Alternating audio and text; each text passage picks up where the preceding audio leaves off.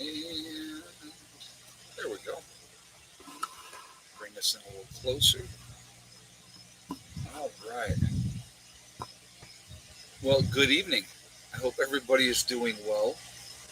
Hope you guys had a good weekend and that everybody was safe and enjoyed themselves and stayed out of jail, which is important. Don't want to be in jail. So, before we jump into anything, I want to remind everybody that this is a very family friendly oriented channel. I would ask you all to be decent to each other in the chat. No racism, no nastiness. As long as you can abide by those easy, simple rules, we'll have a great time. Otherwise, those awesome people lit up in blue with the wrenches will boot you out of here because we are not going to have it.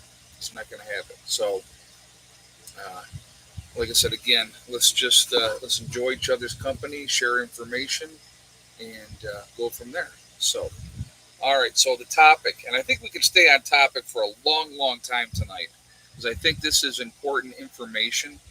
Hey, Wolfgang, how you doing, buddy? I think this is important information that we should be sharing.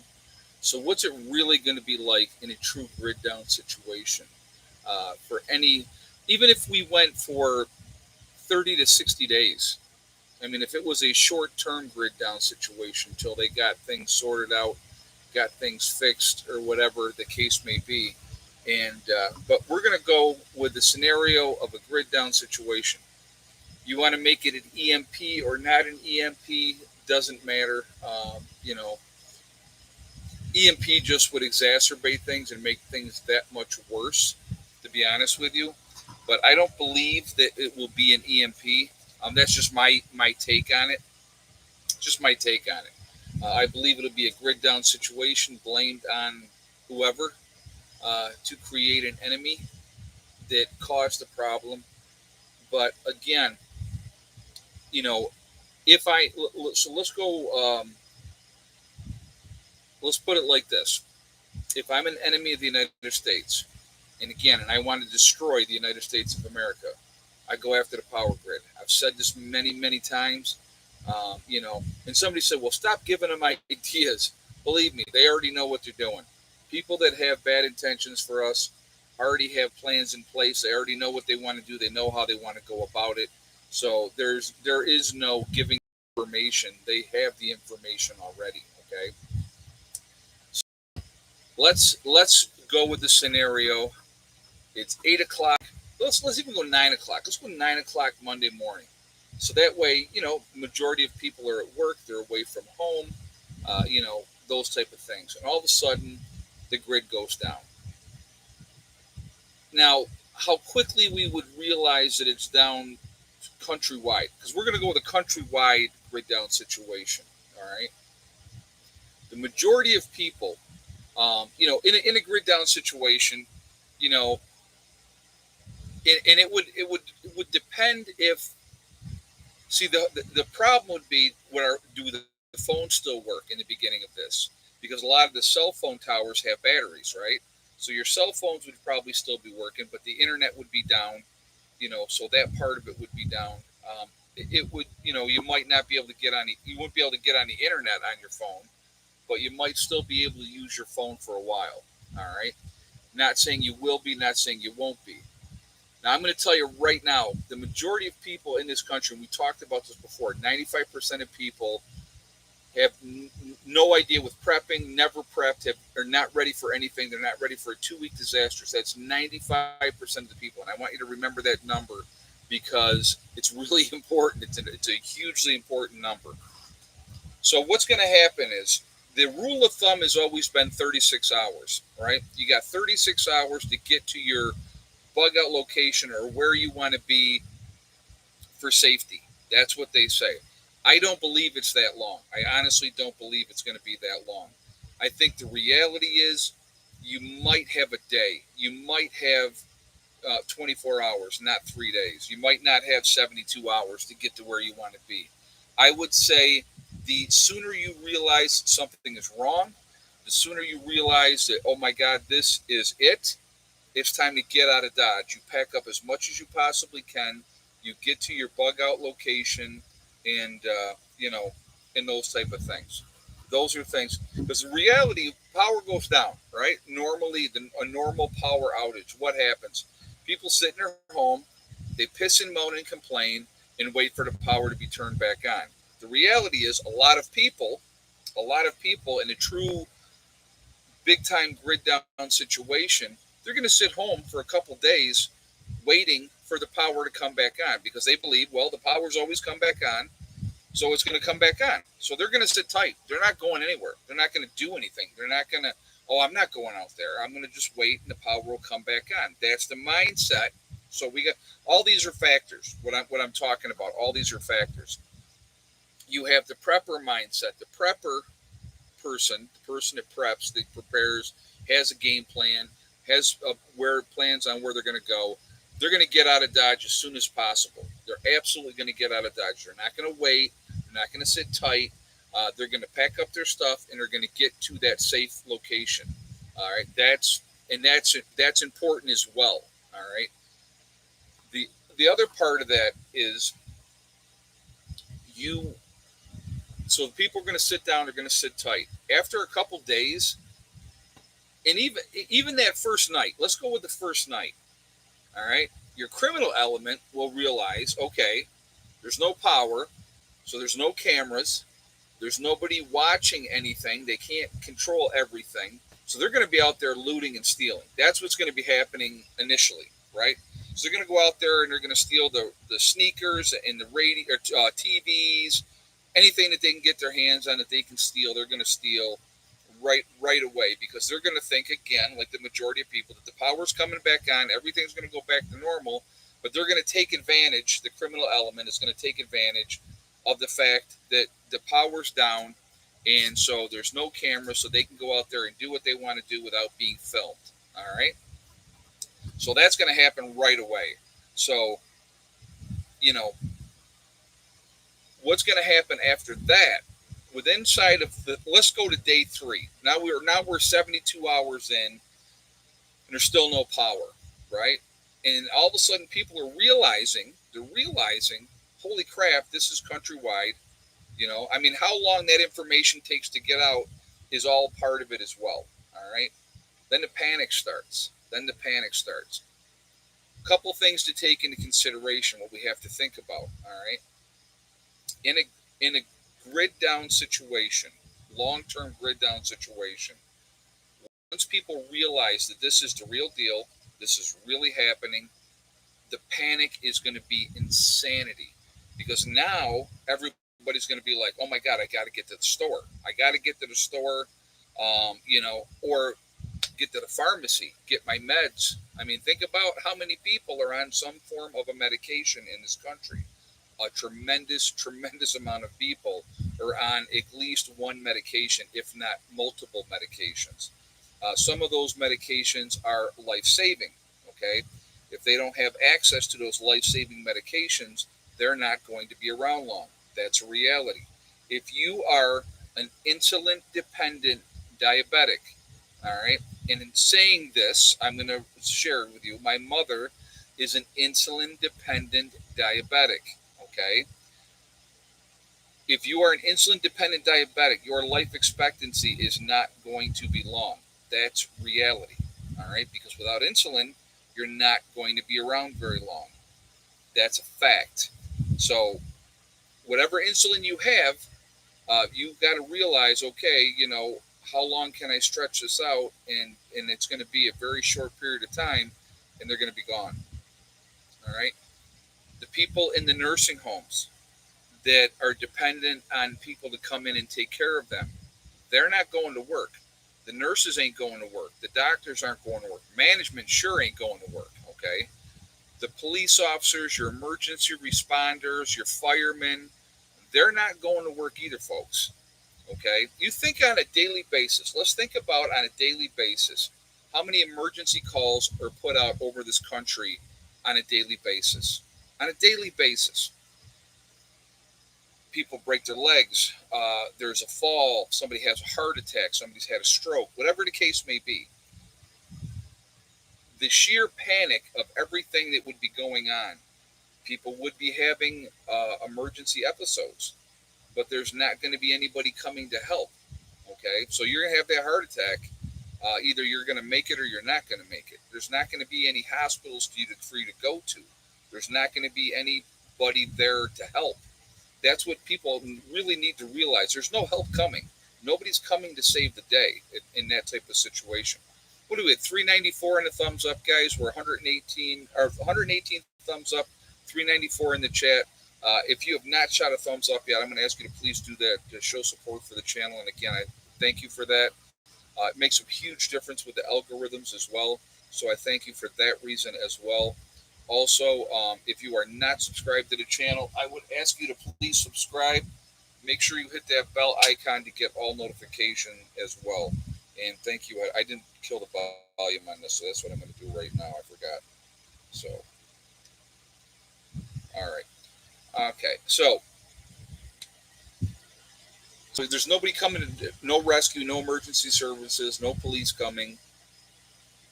The beard's getting big. Yeah, it's getting there. It's getting there. So what happens then, right? We're on our own. Estimated 240 million calls are made to 911 in the U.S. each year. Break that down to weekdays. Now you have a situation where all of a sudden, right, people are freaking out because they're not prepared. They're not ready. They don't know what to do when there's no water coming out of the taps. Where are they going to get their water? The toilets aren't flushing. Where's their waste going? I mean, there's so many factors in this that people just don't even think about. They don't even think about. And a lot of it is as far as hygiene for getting rid of your waste.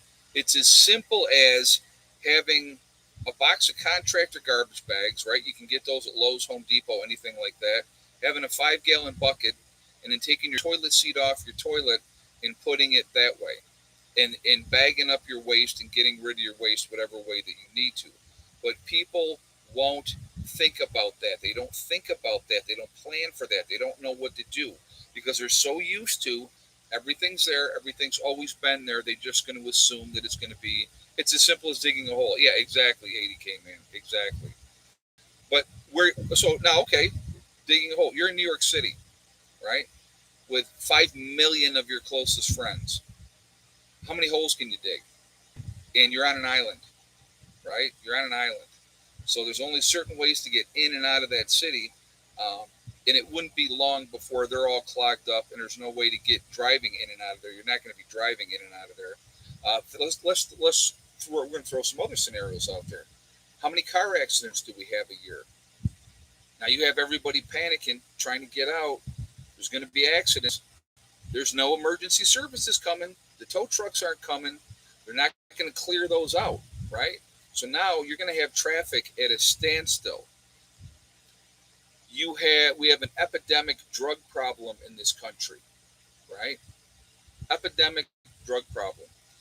They can't get their drugs. You're going to be having a lot of people going through some, especially heroin addicts, going through some very serious withdrawals.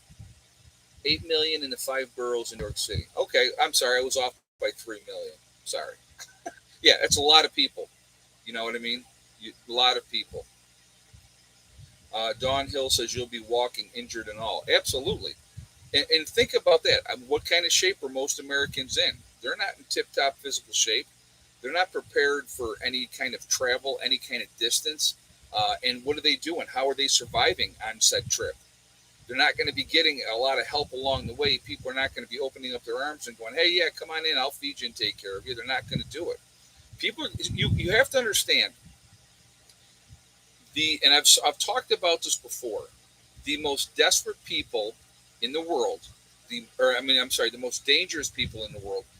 Hey, I can prep too. Been watching docs on Victorian Life. Great info. Okay, that's cool.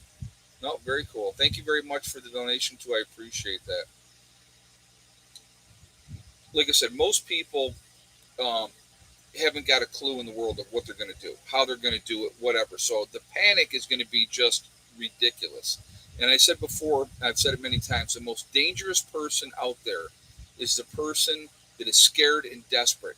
Because if they're scared and desperate, they have nothing to lose. Okay? So grid goes down. It's been out now, more than 3 days. Well, most people don't have a 2 week supply of food or water in their house. So some people are going to stay tight. They're going to stay home. They're not going to leave. They're going to be scared. They're like, okay, we're gonna sit here and we're going to wait, and everything's going to be okay. Well, what happens when it doesn't? Hey, Asif, ran late due to taking inventory on my preps. Nothing wrong with that. Nothing wrong with that. Thank you for the donation, and glad you're here. So, the food's going to run out. What are they going to do? What's their plan? They don't have a plan. 95% of the people in this country, my friends, do not have a plan. They haven't thought about this. They haven't prepared for this. They don't know what they're going to do. Um, it is going to be a very, very dangerous and scary world out there. People are going to kill you over a can of corn. If they're hungry and you have something and they want it, they'll kill you for it. Because again, in an end of the world type of situation like that, there's no more rules. No more rules. So you either fight or you die, basically. So this whole, I mean, you think about our culture now, how soft our culture is and how weak our culture is. You know, when the biggest concerns that people have are what pronouns they're being called, right? Uh, what they identify as, and all that type of stuff. It's insanity. And we're canceling people out because people's feelings are hurt. In an SHTF situation, if you don't have your stuff squared away and you are not ready to deal with external threats and stuff like that, you're not going to be around long. Because what'll happen, and I've talked about this part before, but I want to really drive this home. Let's talk about the gangs, right? There's gangs in every city in the country. Um, there are look at the motorcycle clubs, right? What do you think they're going to do in a true SHTF situation? You think the cops are going to be out there trying to stop people from doing anything? The cops are going to be taking care of their own families because that's the priority, as it should be the priority, their own families. Okay? The gangs, they're going to band together just like they do now. And they're going to go out and they're going to do whatever they want to without fear of prosecution. When there are no laws, when there is no rule of law, then you will see how people will really act. Okay? I asked my stockbroker what I should invest in. He said goods and ammunition. Yeah, it's about right too. That's about right too. Your gangs, your biker clubs, they're all going to band together. They're going to go take what they want to take, and that's what they're going to do. All right. So if you are, Mr. Attorney, and you thought you were, living in your important part of the city, and forget about it. That don't mean anything anymore. Don't mean anything anymore. And you're going to have to either adapt or you're going to die. Period. Um, you'll have a tremendous amount of overdoses. People dying with withdrawal. You're going to have. So let's talk about our compromised people for a moment. Okay. Let's talk about them. In a true situation where the grid is down for any length of time, 6 weeks, 2 months, every every dialysis patient will be gone. Gone. Because if you are not getting your dialysis, you ain't going to be around long. So every one of the dialysis people will be gone. Your insulin dependent people will have a longer time, but not much longer. Okay. Your elderly in the nursing homes that need total care, they're done really, really quickly. When there's nobody there to take care of them, they're going to be gone. Your mentally retarded folks in the group homes where people come in and take care of them and make sure they're doing what they need to do, they're gone. Anybody on a ventilator, right? Anybody that's on a ventilator, they're going to be gone. Anybody that is, on life-saving medication, as soon as that medication runs out, they're gone. If they can't get their medicine to help them survive, they're going to be gone. All right. I'm going to tell you what, your most organized group out there, and I'll give you an example of a group that I believe is pretty squared away. All right.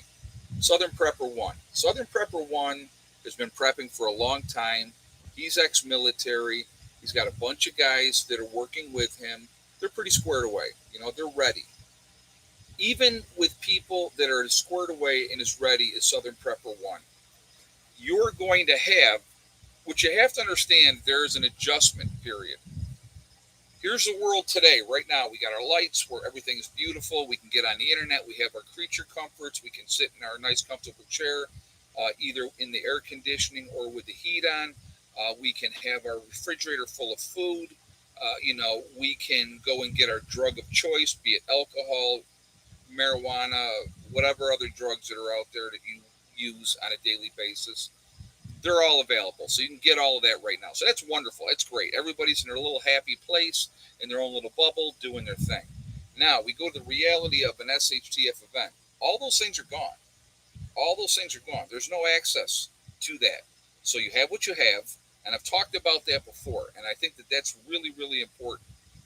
You're in a true SHTF situation, you're going to have what you have. Hey, Asad, the first part of 1 second after details the first month after SHTF and how people will pass away. Yeah, they're like in that series, that guy that was in there, his daughter was a diabetic, and she ended up dying because of that. Yep, and there's nothing he could do. Absolutely nothing he could do. Again, the loss of life would be tremendous. Even in an organized group, accidents are going to happen. Stupidity is going to happen. People are going to be unbelievably depressed because of the situation. They're going to be like, oh my God, the world is never going back to normal, whatever normal is, right? And you're going to see a lot of suicides because people are not going to want to live like that. I'm telling you right now, the weak minded people, right? People that are living in delusional fantasy land, they're not going to be around. You know, any true prepper out there does not wish for SHTF because we realize how bad it's going to be. We do. We realize how bad it's going to be. I don't want to lose family members. And I realize right now, like I said, again, my mother is an insulin dependent diabetic. SHTF happens, she's not going to be around long. Not long at all. Okay? Crime would be outrageously just insane. You know, I'm going to give you a great example of something, and I want to put this into your perspective. So everybody thinks about the criminal element, right? Oh my God, the criminals. You give me the mild-mannered accountant. Don't bother nobody. Never said nothing if he had a mouthful, right? Minded his own business, took care of his family, has a wife, a couple of kids, taking care, going to work, doing the right thing according to whatever society deems the right thing.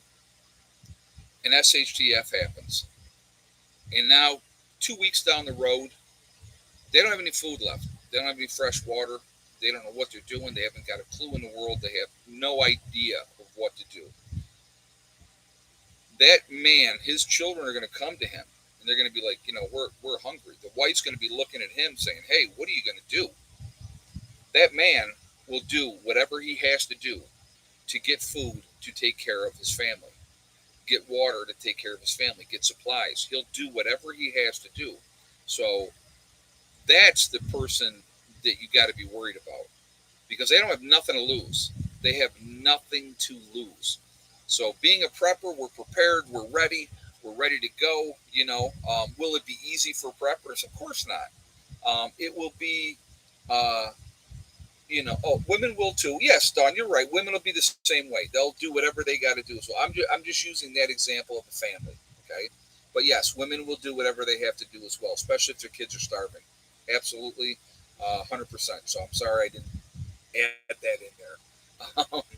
But what are we at? 544 with the people in the chat and 218 on the thumbs up, guys. Again, if you have not shot a thumbs up yet, please do so to show support for the channel. Again, I thank you ahead of time. It really does make a huge difference with the algorithms as well. Yeah, women might be worse. You're right. Yeah, exactly. Makes a huge difference with the algorithms. Also, again, if you are not subscribed to the channel, I would ask you to please subscribe. Make sure you hit that bell icon to get all notifications as well.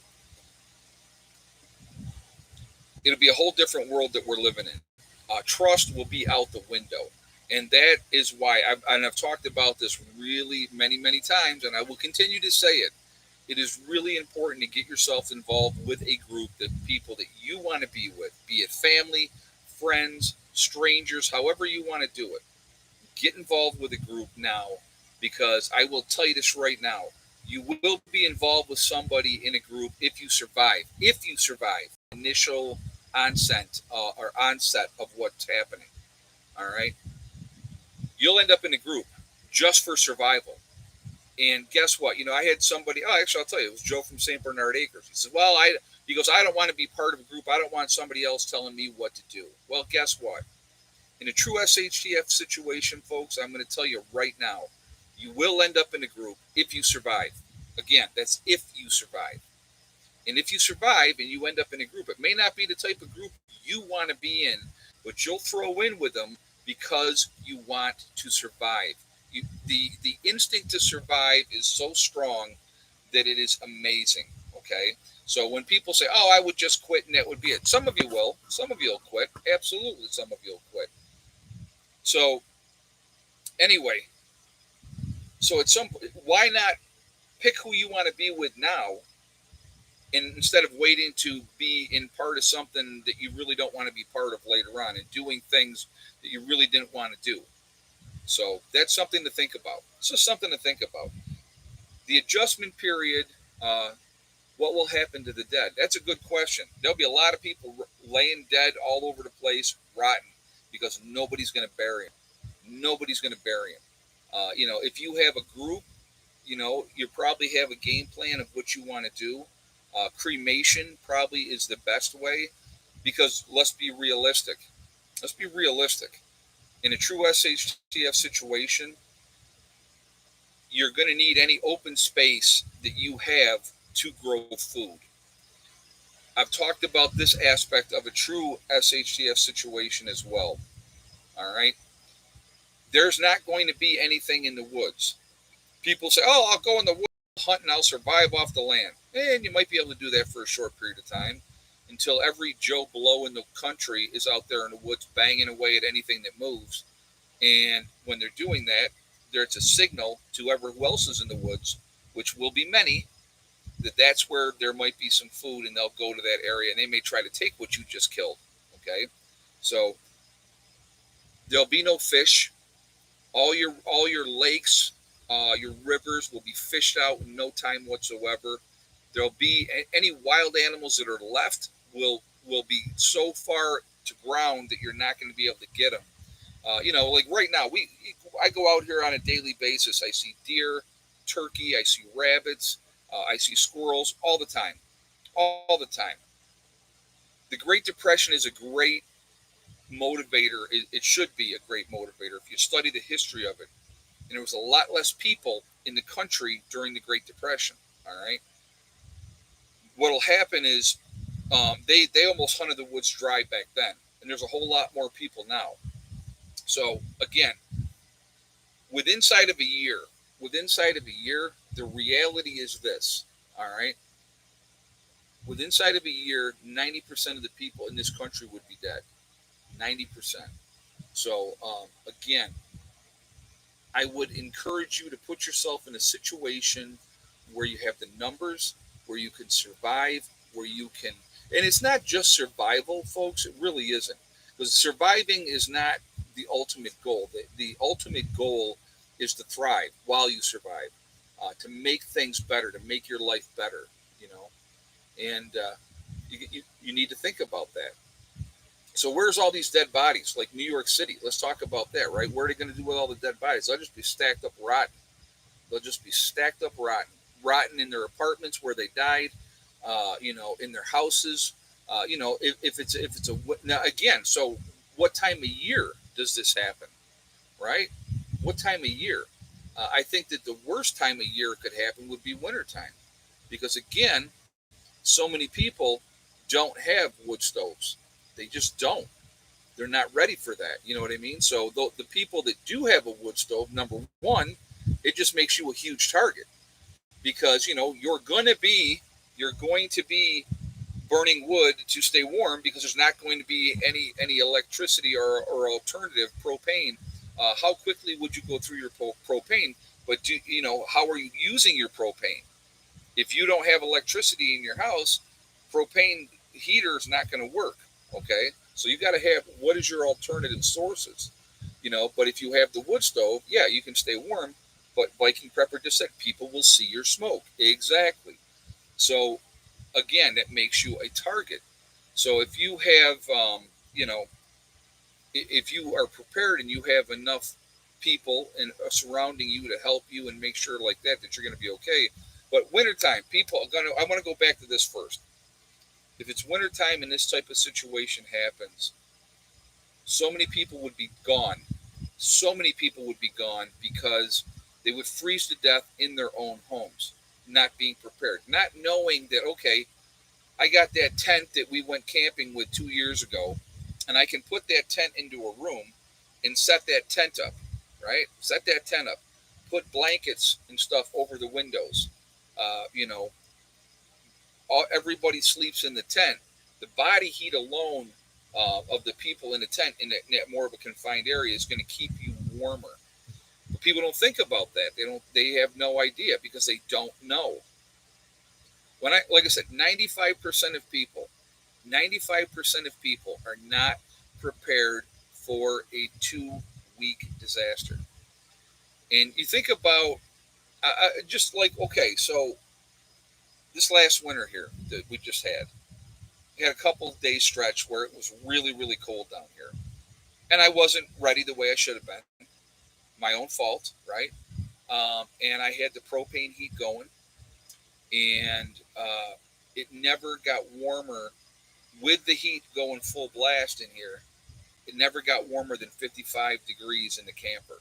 And again, that was my fault because I hadn't skirted the camper yet at that point, right?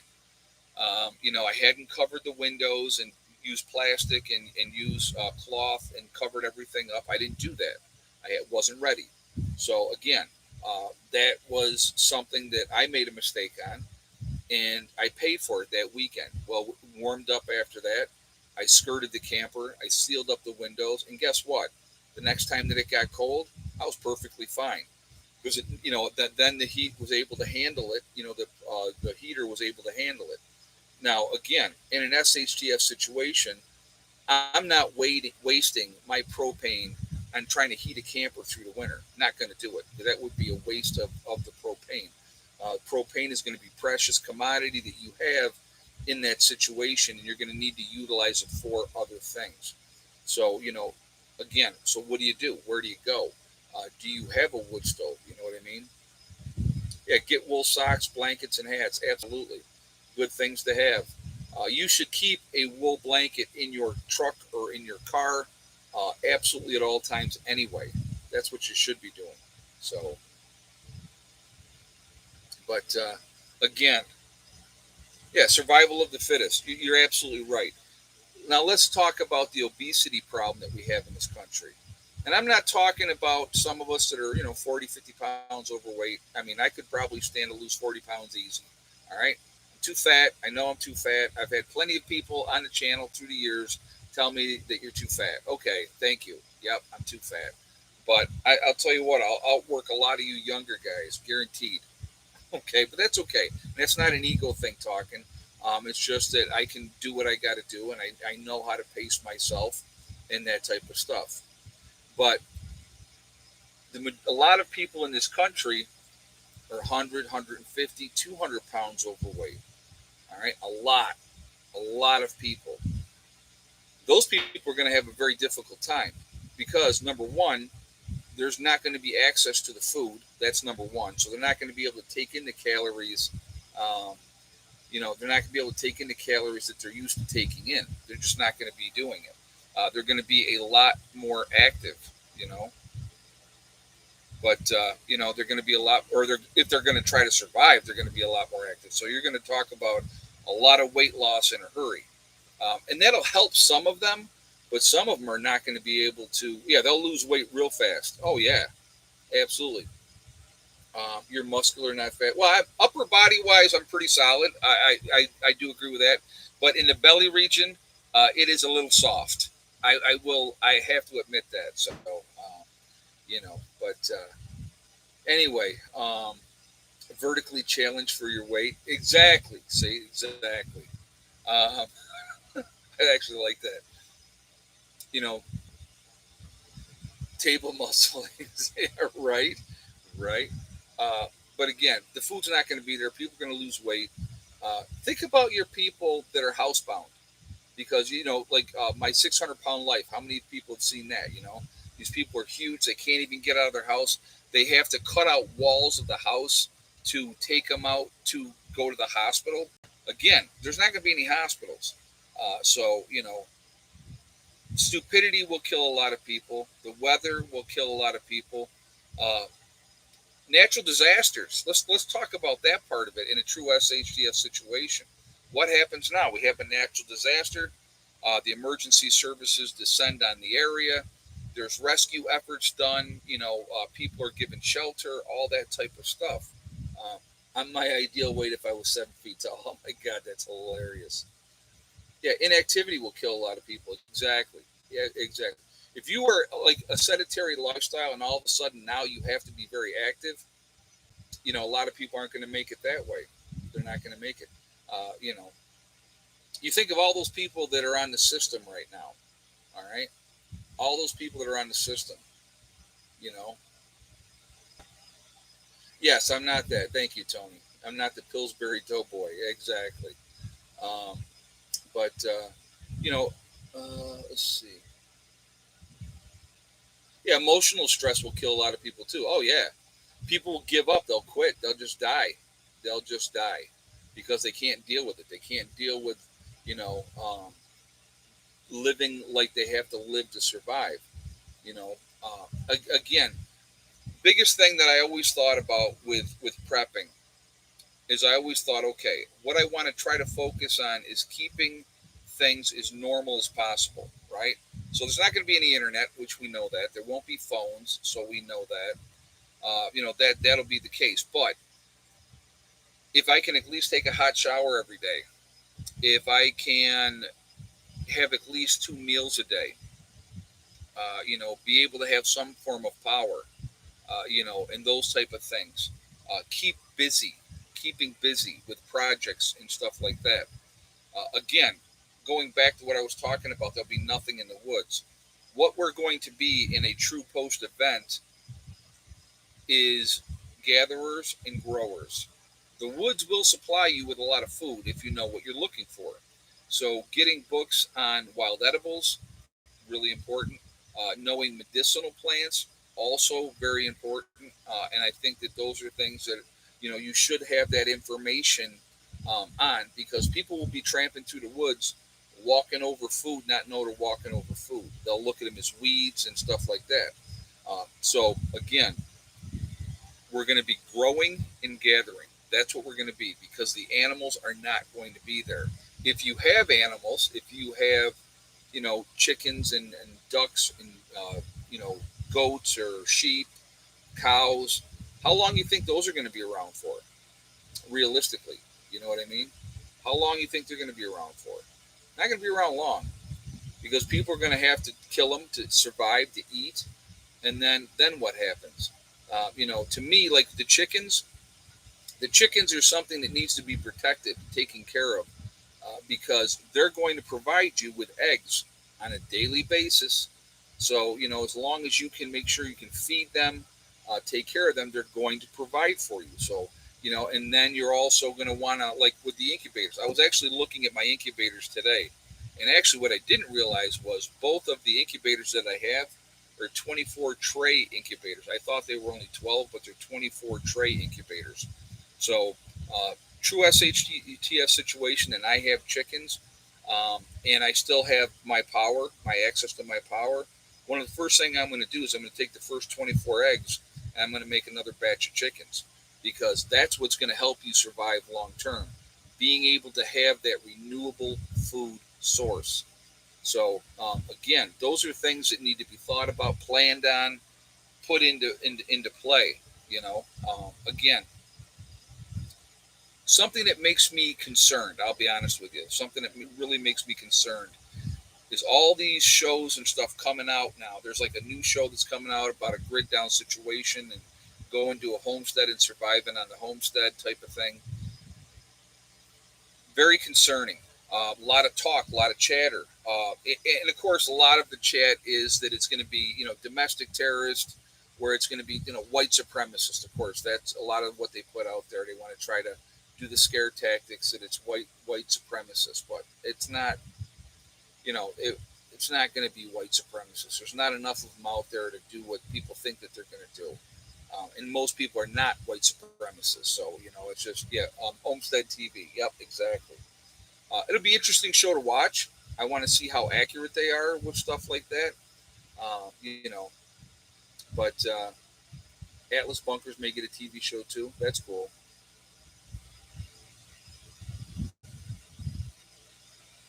Ed, won't you incubate eggs in the early spring so they chicks will grow in the summer? Yeah, absolutely. You want to make sure that they're going to be able to survive winter when winter comes, that they've grown up enough and stuff like that. Yeah. Um, but like I said, the eggs that I brought down with me, I'm going to end up having to eat them because you actually, with reading the information, and again, I've never incubated eggs. I think, I got these eggs are, good eggs. It's 4 to 5 days. That's the max after you've collected the eggs that you should be incubating them. So I can probably get some, I got some neighbors that have chickens, and as long as they got a rooster, I'll talk to them, and I'm going to see what I can do. I got to mess around with this a little bit, get it figured out, get it dialed in, and kind of go from there. So, but what are we at? 593 in the chat. We're at 291 on the thumbs up. So again, guys, if you have not shot a thumbs up yet, I would ask you to please do so to show support for the channel. I thank you ahead of time for that. Like I said, again, it really makes a huge difference with the algorithms.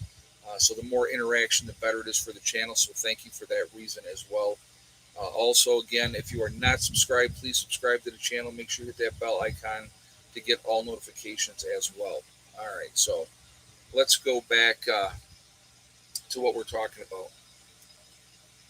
Having a game plan, number one, is going to be really important because most people are going to be panicking. It's going to be chaos. You really want to, if you don't have a bug out location, all right. So let's talk about that aspect of it. You don't have white supremacy people are all over my area. When I lived in northern Idaho, I moved. Well, yeah, that area, yeah. There's a lot up there. There's definitely a lot up there.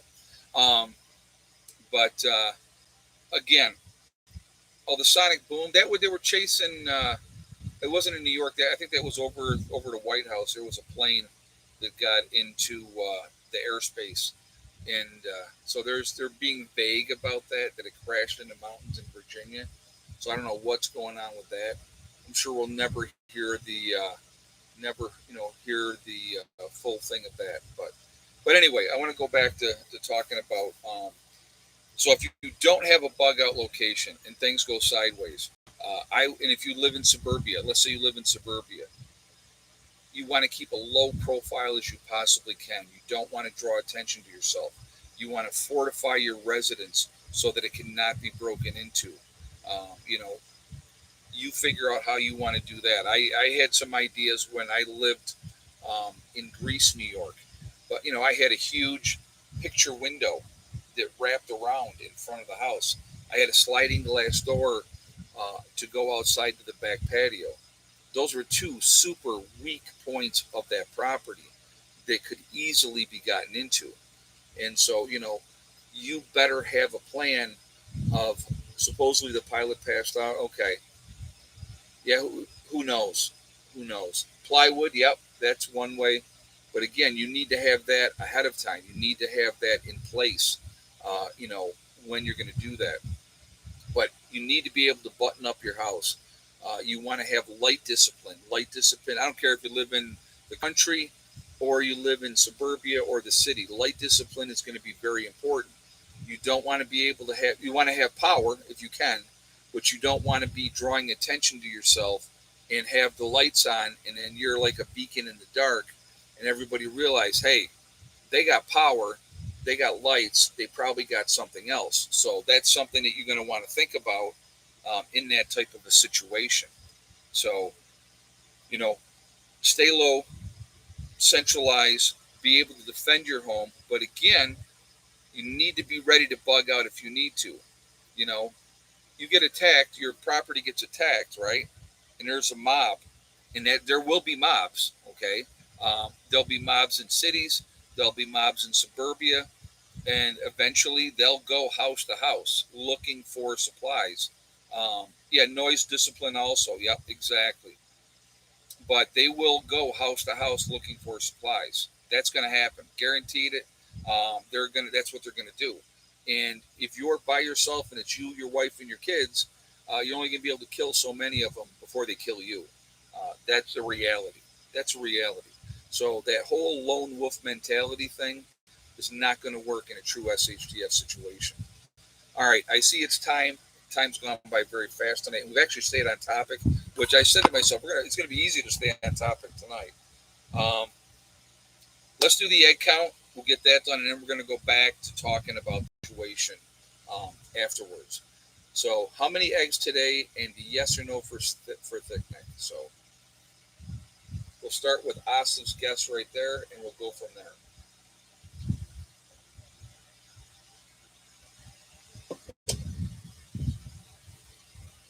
Give you guys a moment to get your guesses.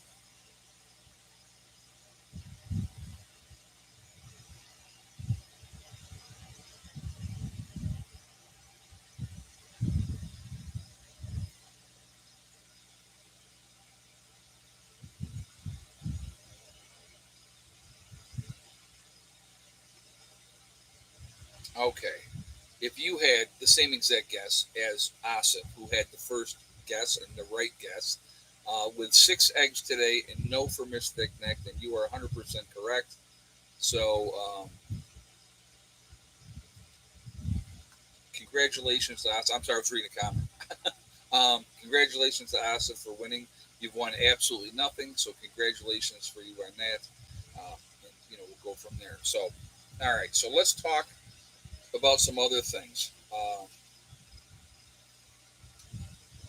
The number one killer in a grid down situation, a long term grid down situation, will be dysentery. Dysentery is going to kill more people than any other way in a post event, even more than lead poisoning, okay? Because people are not going to realize they need to treat water. They're not going to realize how to treat water.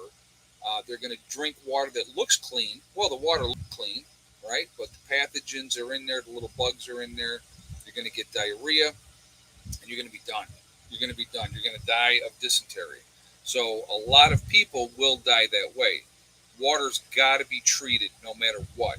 So having different ways to treat water, having a game plan, and I say different ways. I mean, there's so many different ways. Life straw, a Berkey. There's the tablets out there that you can get.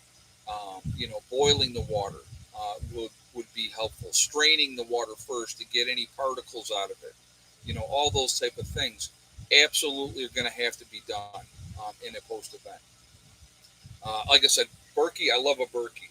I am not associated with Berkey yet. Bleach also is a good thing to use. I'm not associated with Berkey in any way, but I like their product. I use their product. I have a Royal Berkey here in West Virginia. I have another one up in New York. So I think that they're great things to have. I think you should have them. And so, and also where you're going to get the water. Yeah, so let's think about this, right? There's canals, there's waterways, and all that type of stuff. How soon do you think that water would be contaminated because of people's stupidity, right? People urinating, defecating, dumping waste into waterways. How soon do you think that water would be good for, right? People would be too stupid to realize that they could collect water with rain catchments, and then they would just drink it. Again, not smart, not very smart. You have to treat it no matter what. Rainwater still need. You want to bring it to a rolling boil, and I think it's like 3 to 5 minutes at a rolling boil, and then the water should be okay to drink. So that way you're gonna get rid of all the pathogens in that water. So, but again, so water is going to be huge. If you don't have fresh drinking water, you're going to be done pretty quickly. That's the number one thing that you should be thinking about more than anything else, because if, like I said, again, 3 days, the rule of three, right? 3 minutes without oxygen, 3 days without water, 3 weeks without food. So your number one priority, oh, and 3 hours of exposure. Sorry, forgot that one. So, water is going to be really important. Depending on the time of year, shelter is going to be important. Being able to stay warm or stay cool is going to be important. And so you have to think about that. Again, that's one of the reasons why when people, right now, you got people flocking to Florida, right? Because they like DeSantis and all that. That's great. With the whole pandemic, he had different rules in other places, so people were like in droves going to Florida. A lot of New Yorkers went to Florida, right? Anybody that had any money, a lot of them went to Florida. And I love Florida. It's a great place to visit. I think it's awesome. I've been there many times. Wouldn't want to be there in an SHTF situation. The humidity, the heat, it would be brutal. Okay, absolutely brutal. And it would just, people would die of heat exhaustion like crazy, trying to get things done, trying to do anything, and just trying to do things to survive. But in an SHTF situation, and again, now you're limited to one way in and one way out. Realistically, you're not getting out by boat unless you got a big old boat and you got all kinds of guns and ammo. Pirates will be out there. People will be doing that part of it. I mean, all that's just part of that. Okay. How will off-gridders in Alaska be? Okay, good question, Morgan, and thank you for asking that question. Alaska can be a very, very harsh environment. A lot of supplies that people get in Alaska are flown in. All right. So now there's nothing being flown in. It's a good area to be in. Alaska's very remote. There's a lot of game. There's a lot of things you can do. But again, you have a very short growing season. And unless you're prepared for that and growing like all of your own food now, um, you know, it would take a while to get to that position and that point. Again, the supplies are not readily available up in Alaska. So if you needed, okay, I want to, get plastic and make some greenhouses. Well, the you know, I've been here 46 years and still not used to it. Yeah, I mean, it's a huge adjustment. And again, unless you are really squared away, again, you're not going to be around long either. Even isolated, because like I said, again, cabin fever in the wintertime. If you have 6 months of winter, 7 months, 8 months of winter in some spots up there, I mean, not good, not good. And you're not getting any supplies brought in. So, that would be, you know, the one advantage I always said about being in the north, okay? If you're prepared, right? If you're prepared and you're ready to hunker down, then you just wait and you get through that first winter. After that first winter, and regardless, wherever you are in the country, folks, after that first winter, there's going to be a whole lot less people in the country. All right, a whole lot less people in the country, and so that's something to think about. So if you can, the goal is make it through that first year. That's the goal. Now, if you have a group, let's say you've got a group. Let's say you've got 30 members in your group, right? Are you going to lose some members? Yeah, you are. You know, things are going to happen. Accidents are going to happen. People are going to get sick. People don't stop getting sick because it's an SHTF event. But there is no one to treat people for the different sicknesses. What are you going to do? There's nothing you can do. So a lot of people will move south. If they survive that first winter in the north, they'll be on the move. They'll be heading south when it warms up, because they're going to know that their chances of surviving long term is better that way. Now, to me, I always looked at it being in the north.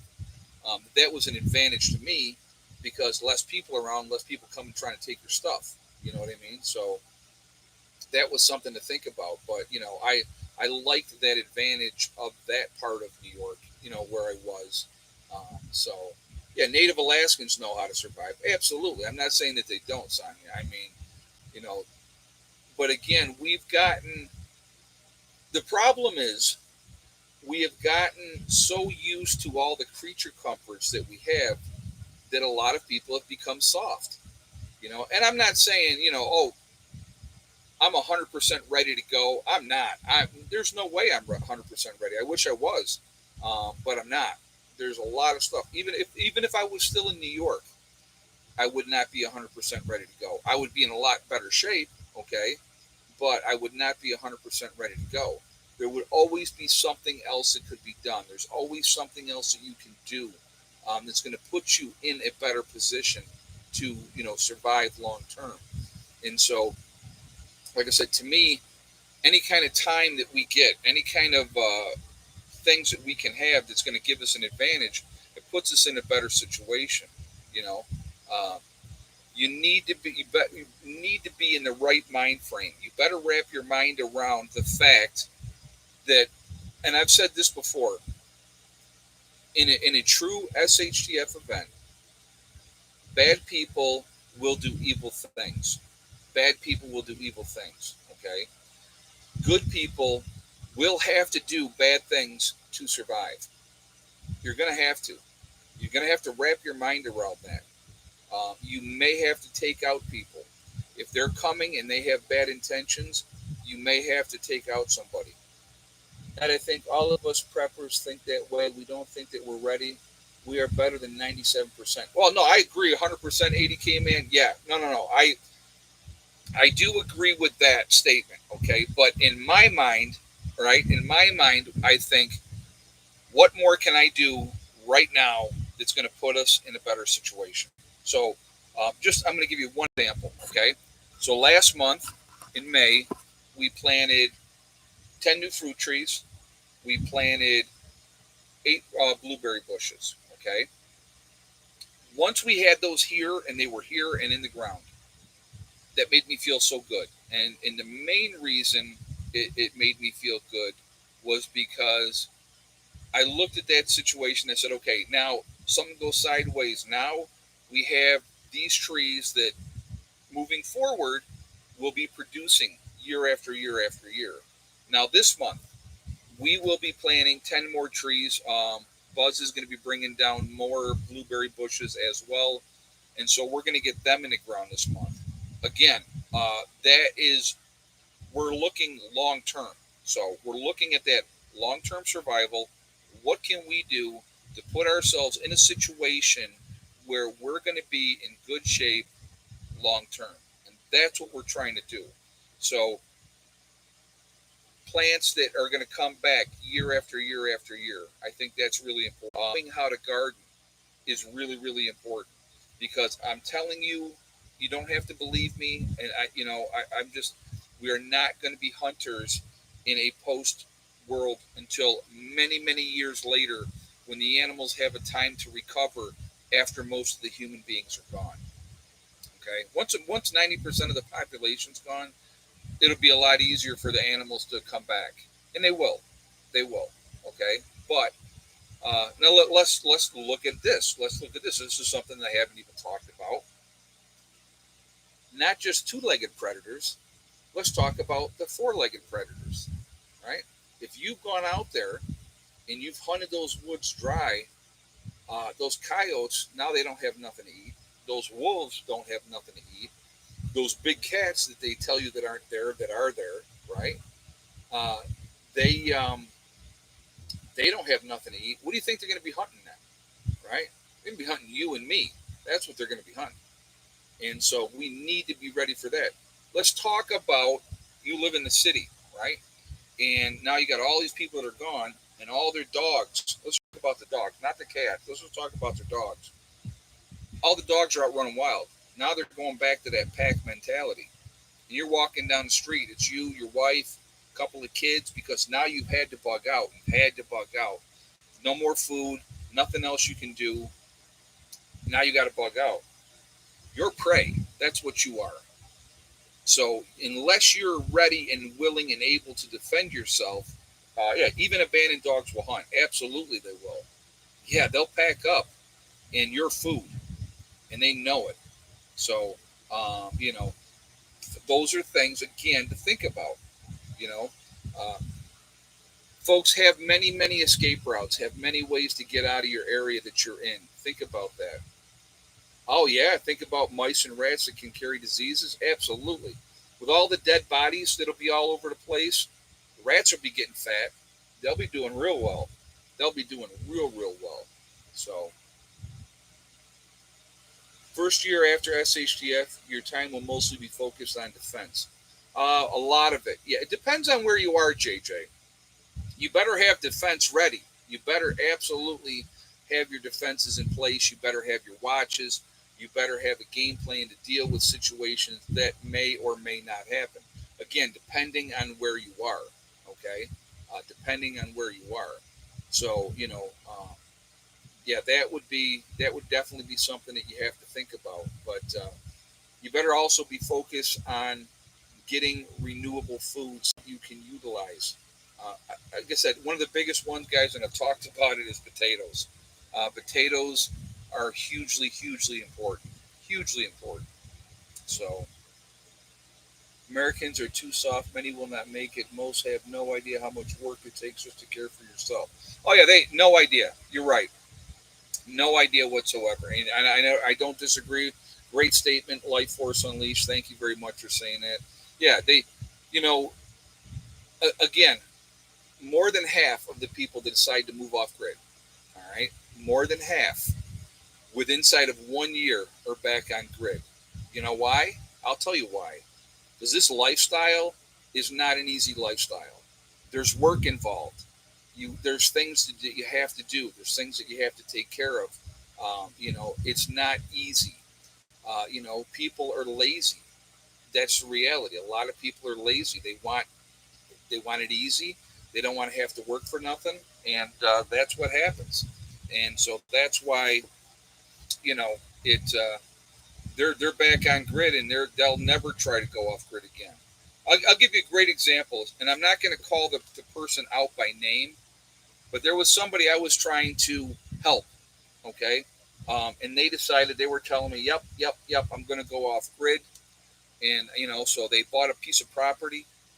They had a cabin brought in to the property, and they were on YouTube, and so they got the cabin brought into the property, sold their house, got to the property. They were at the property 2 weeks, and they called me, and they said, "I don't want to do this." And I went, "What?" And they're like, "I don't want to do this. This isn't what I thought." I'm like, and I got to tell you, I'll be honest, I was pissed. I was pissed.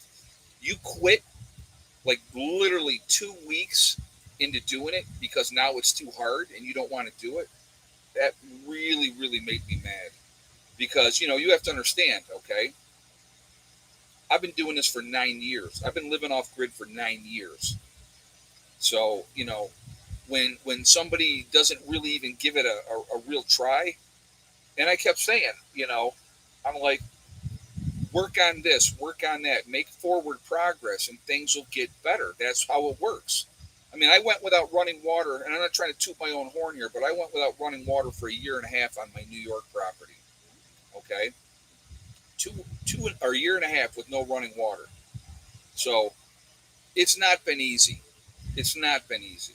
You know, um, it's like Heather, we're going to do shout outs here in just a second. I wanted to make this point. So when my sister's been at the property for 3 years now.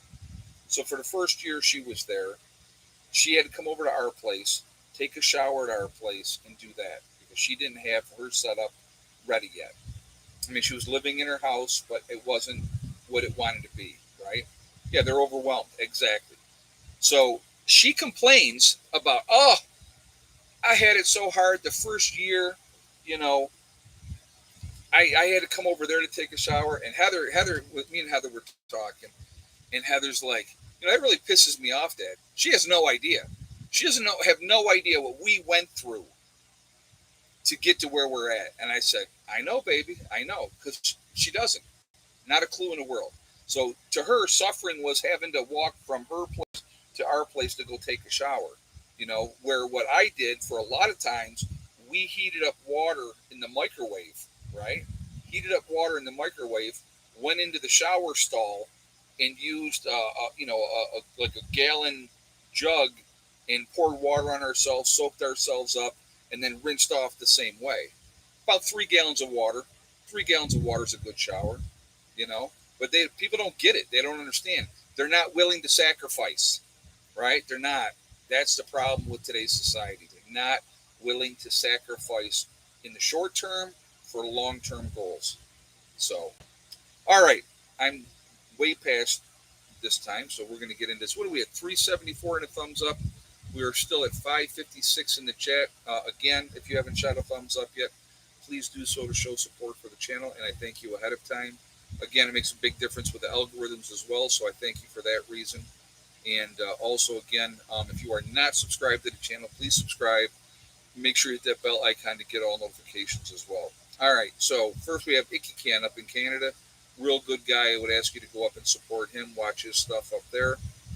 You have Angry Prepper, who is Jason, down in New York City. You have Alaska Prepper, and that's Rudy. Real good guy as well. Alaska Granny. There is Sean James with the Sean James channel and My Self Reliance, 2 different channels. Same guy. A lot of good information within growing gardens, and building, and watching what he's doing up in Canada. There is Demcad. You have Corporal's Corner, Bjorn Hansen. You have 80K Man up in the Adirondacks. There is Bizza Rizza Jizza, who does the Carrington Chronicles. It's a really interesting story. You have Marfugal News with Adam and Dax out on the West Coast in Seattle. Good information with them, good channel. You have Magic Prepper up in North Dakota. You have Wrangle Star, and that's Cody, another good guy. A lot of great information on his channel. There is Red Poppy Ranch. You have Survival Lily. There's Kyle's Cabin, who does, up in Minnesota with him and Sierra doing their thing up there. Bush Radical Girl in the Woods. Husband and wife team, 2 different channels. They split their time between Michigan and Alaska. Really good information on their channels as well. You have Green Greg's. When it comes to gardening, real good guy to check out and watch. So check him out. Southern Prepper 1 with his Boots on the Ground series. Real good guy as well. So you have Gray Man Prepping. There is St. Bernard Acres with Joe. You have Doug and Stacy. Doug and Stacy been around a long time. Great channel. A lot of good information with their channel. You have the Nomadic Movement down in Panama. There is the Green Dream Project out in Arizona. Nice young couple out there doing their thing, showing you how to live in the desert. Camping with Steve Wallace, who does stealth camping. There is Bush Doctor Survival. You have Monkey Works. The Needy Homesteader, she's been around a long time, real good channel there. Boss of the Swamp, again, he's been around a long, long time, another good channel. Diamond with the Oppenheimer Ranch Project, real smart guy, definitely somebody you should be paying attention to and listening to. You have Patera with the Appalachian Homestead. There is City Prepper, Lumina Acres. You have Suspicious Observer. There is Bear Independent, The Uneducated Economist. You have Bushcraft Bear in the Canary Islands of La Palma. There's Mary Greeley News, giving you all the latest updates on Yellowstone, everything that's going on with that. And from there, you have Adapt 2030. There is Malachi's Corner. You have Ice Age Farmer. If you're going to get your weather, there's only one guy to get the weather from, and that is Ryan Hall Y'all. Ryan Hall's a great guy. A lot of great information with him.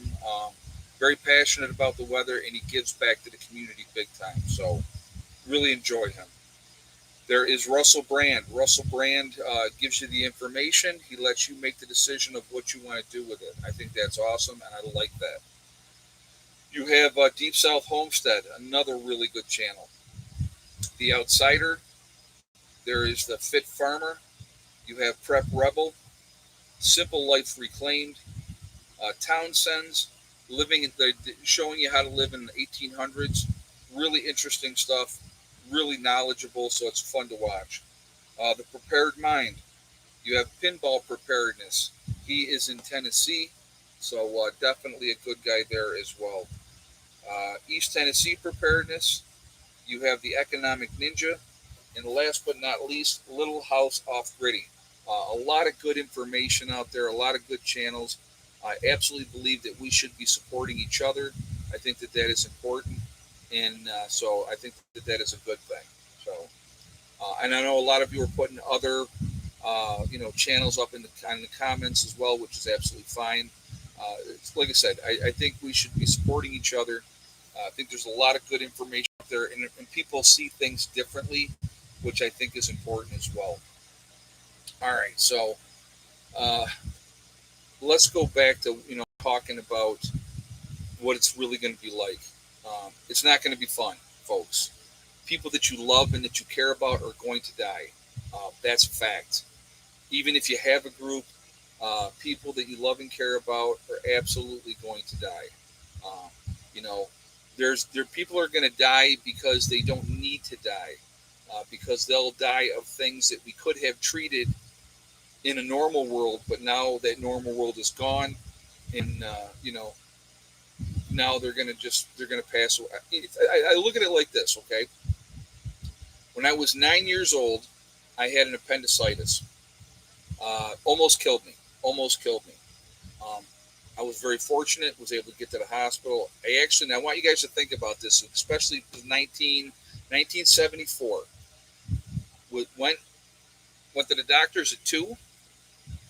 At 4 o'clock, I was admitted to the hospital. At 6 o'clock, they operated on me. They said if my appendix had burst, I would have died for sure because there was so much poison in my body. In a post world, somebody gets an appendicitis, it's going to kill them. It's going to kill them. Unless you're able to do surgeries in a sterile environment, which most likely is not going to be the case. All right, which is not going to be the case. At that time, back then in 1974, I spent 9 days in the hospital. That's how bad I was. Now today, um, appendicitis, you're in and out quick.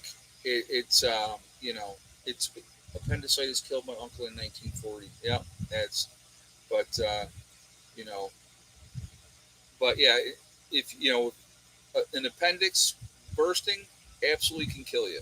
Absolutely can kill you. So sad, sad, realistically. But Alfredo Ramirez, I hope I said your first name right. Thank you very much for the donation. I appreciate that.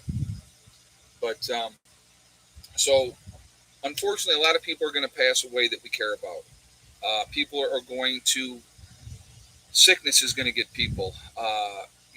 Stupidity is going to get people. Lack of medication is going to kill a lot of people. Bad water, eating bad food, not taking care of food and dealing with it sanitarily to be able to eat. And those all those things, the weather. Uh, I talked a little. Talk about it again. Natural disasters. Natural disasters are not going to stop in an SHTF event. There'll be nobody coming to help. So any cleanup, anything that's done, it's going to be you and the local people that are around you. That's it. So unless you don't have a way, let's think about down trees, right? Down trees on roads, power lines are down. I mean, in an SHTF situation, it's a grid down. The power lines aren't going to matter, but trees down will. So unless you have a way to clean that up, what are you going to do? You know what I mean? Uh, yeah, you'll see cannibalism. Absolutely, there will be cannibalism, especially in the big cities when there's no more food. Cannibalism would be rampant. Actually, Steve and I had that conversation. And you know,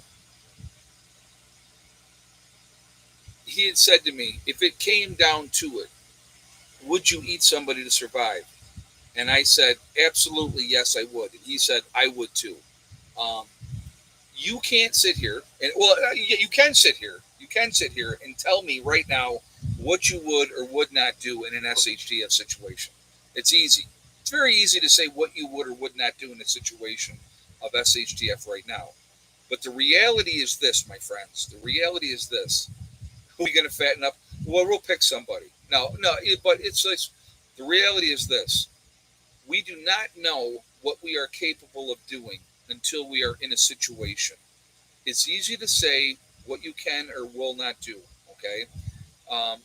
I personally don't want to eat anybody. Don't want to eat anybody. That's why I prep the way that I do. That's why I do what I do, and try to prepare in the best way possible. Yeah, remember, never eat the brains. Exactly. Don't eat the brains. Um, you know, you have to think about these things. You have to plan accordingly.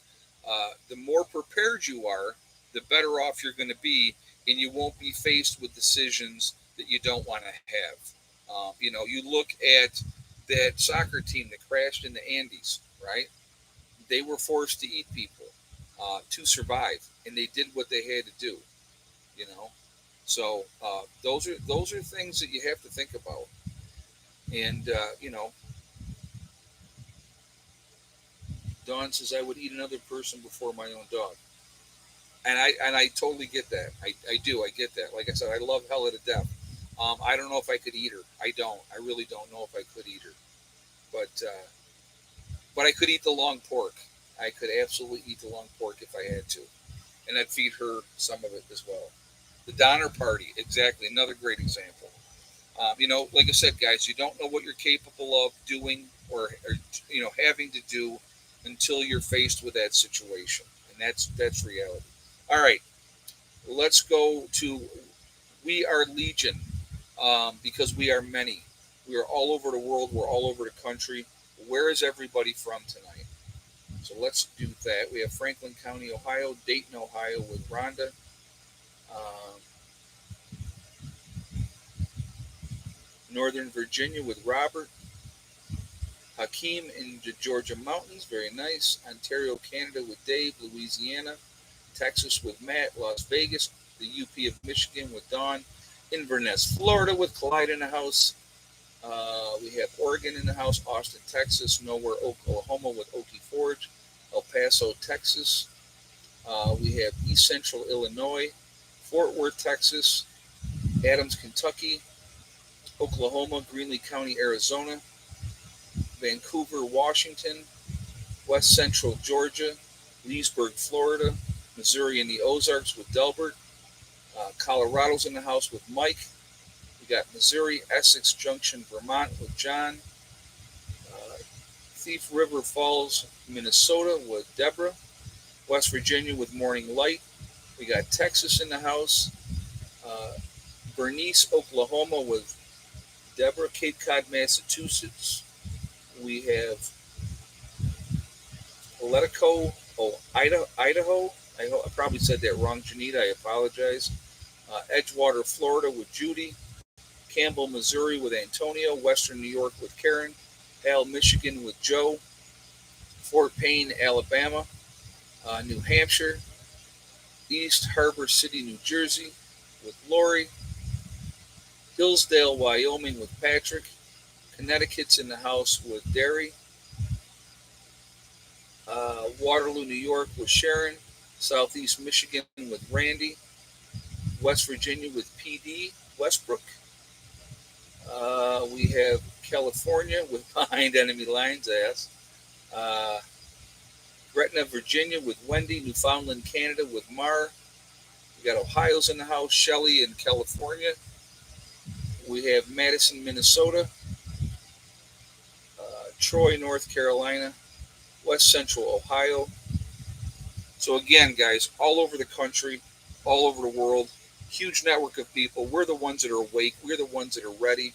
I think that is important, and I think that we should try to, like I said, try to help as many people as we can now. In SHTF event, we will be teachers. We will be teaching people how to survive and helping who we can help. Again, you're not going to be able to save everybody. That's a fact. So we just try to do the best that we can. I want to thank my moderators who do an absolutely fantastic job keeping the chat clean. Appreciate you guys. What are we at? 436 14 more puts us at 450, guys. Can we got 450? We got 14 more thumbs up to get us up to 450 before we jump off of here. Let's see if we can do that just for fun. Let's see if we can hit 450. But I want to thank my moderators again. They do a great job. I want to thank all you guys for being here, being part of this discussion. Hopefully, we learned something today. Uh, SHTF is not going to be some fantasy awesome thing. It'll be a horrible, horrible experience. So, you know, that's what we need to think about. It would not be fun. It would be terrible, but we'll do what we have to. That's the important thing. And the more prepared we are, the better off we're going to be. All right. Remember, guys, we truly are all in this together. We are one race called the human race. As soon as we can figure that one out, we're absolutely going to be in much, much better shape. That's important. That's important. We have to stop letting them divide us using race, religion, political affiliation, the vax, the unvaxxed, all that crap means nothing. Doesn't mean anything. Stupid, nonsensical stuff. At the end of the day, we're human beings, and that's what we should focus on. Also, remember, guys, hug and kiss the ones that you love. Tell them every single day. Tomorrow is not guaranteed. You never know what's going to happen in life. So it's really, really important to tell the people that we care about every day how we feel.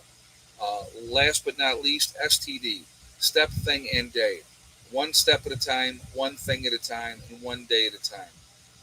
Yes, I do. PD Westbrook says, do you advise women taking self-defense? Absolutely, yes. Women will be more victimized, even more so than children, in a true SHTF event. I'm going to stay on a second and talk about that a little bit more. Okay, I will. Just give me a second. So again, step, thing, and day. One step at a time, one thing at a time, one day at a time. Whatever you're trying to do, only you can stop you from achieving that goal. Okay, that's important. Work methodically, make things happen, set realistic goals, and you'll be fine. So let me touch on that comment really quickly. Women now better learn how to shoot. You better be able to take self-defense courses, being able to handle yourselves, because in a true SHTF situation, the whole liberation and strong women crap goes out the toilet, and then we see who the strongest is, unfortunately. And a lot of people will take advantage of that. I'm telling you right now. So, ladies, be ready, to protect yourself. I don't know of any programs out there, but you can go online in whatever local area, PD Westbrook, that you're in, and there will be self-defense courses that you can take. And I would highly, highly encourage you ladies out there to do so. The other thing I would highly encourage you to do is do shooting courses if you don't know how to shoot. Get yourself a weapon to be able to protect yourself, because terrible, terrible things, happen and will happen in a post event. All right. So be safe, everybody, and get ready. Continue to prep. Whatever time we have left, you'll be okay. All right. So be safe. I will talk to you all later. Prepper Nurse 1 out for now.